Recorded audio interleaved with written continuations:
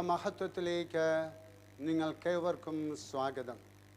IMS ധ്യാന ഭവനത്തിൽ നിന്നും നിങ്ങൾക്ക് സ്നേഹവന്ദനങ്ങൾ ആശംസിച്ചുകൊള്ളുന്നു. പൗലോസ് ശ്ലീഹ നമ്മളോട് ആഹ്വാനം ചെയ്യുന്നു. ഫിലിപ്പിയാക്കാർക്ക് എഴുതിക്കൊണ്ടുള്ള ലേഖനം 4-ാമത്തെ അധ്യായം 4-ാമത്തെ തിരുവചനം.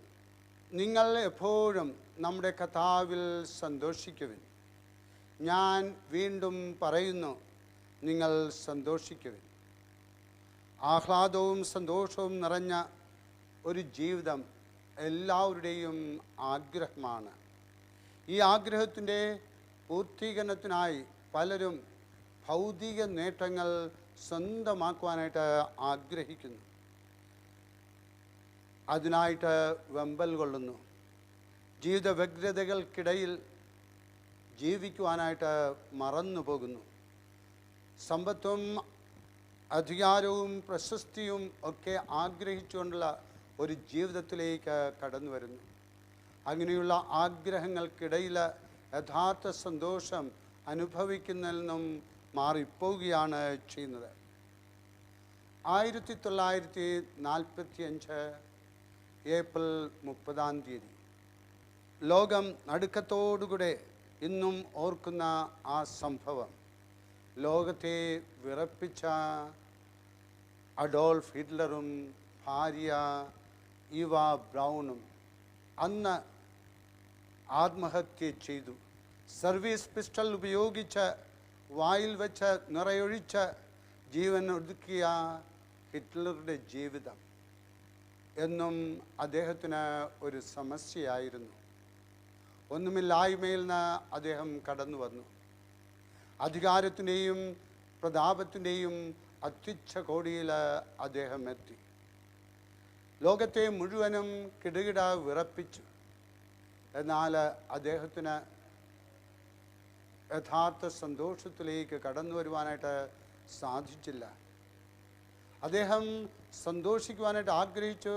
എന്നാൽ യഥാർത്ഥ സന്തോഷം ഒരിക്കലും അദ്ദേഹത്തിൻ്റെ ജീവിതത്തിലേക്ക് കടന്നു വന്നില്ല.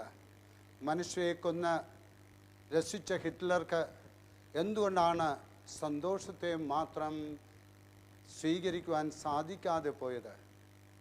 യഥാർത്ഥ സന്തോഷവാനെ നമുക്ക് എങ്ങനെ കണ്ടെത്താം?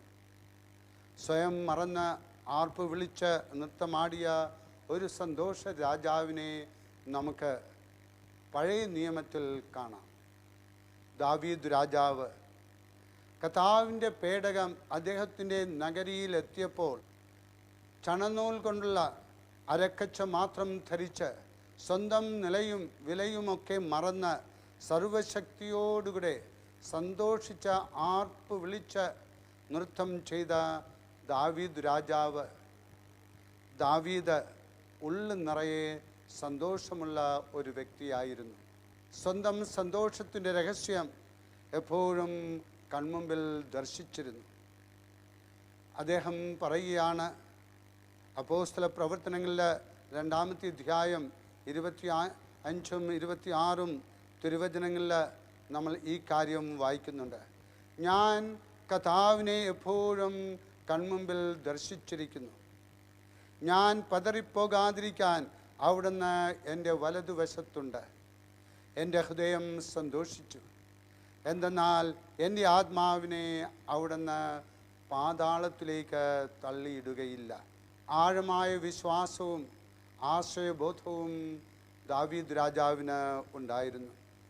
അങ്ങനെ ആഴത്തുള്ള വിശ്വാസത്തിലേക്കും ദൈവാശ്രയ ബോധത്തിലേക്കും അദ്ദേഹം കടന്നു വന്നപ്പോൾ നിറഞ്ഞ സന്തോഷവും ആനന്ദവും അദ്ദേഹത്തിന് ജീവിതത്തിൽ അനുഭവിക്കുവാൻ സാധിച്ചു.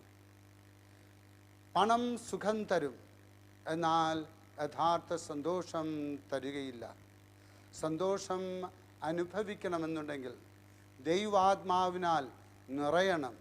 പരിശുദ്ധാത്മാവ് നമ്മുടെ മേൽ കടന്നു വരണം. ആത്മാവിൻ്റെ ശക്തിയാൽ നിറഞ്ഞുകൊണ്ടുള്ള ഒരു ജീവിതത്തിലേക്ക് നമ്മൾ കടന്നു വരണം. അങ്ങയിൽ ആശ്രയം പ്രാപിക്കുന്നവർ സന്തോഷിക്കട്ടെ. അവർ എന്നും ആനന്ദഭരിതരായി സങ്കീർത്തനം ആലപിക്കട്ടെ. സങ്കീർത്തനം 5:11. നമ്മളെല്ലാവരും ജീവിതത്തിൽ സന്തോഷം അനുഭവിക്കുവാനായിട്ട് വിളിക്കപ്പെട്ടിരിക്കുകയാണ്. ഈ സമയത്ത് ഇവിടെ ആയിരിക്കുന്ന എല്ലാവർക്കും പരിശുദ്ധാത്മാവ് സന്തോഷമെന്ന ആ ഫലം നൽകി അനുഗ്രഹിക്കട്ടെ. IMS അമ്മയുടെ മാധ്യസ്ഥ സഹായം നിങ്ങൾക്കെല്ലാവർക്കും ഉണ്ടാകട്ടെ. ആമേൻ.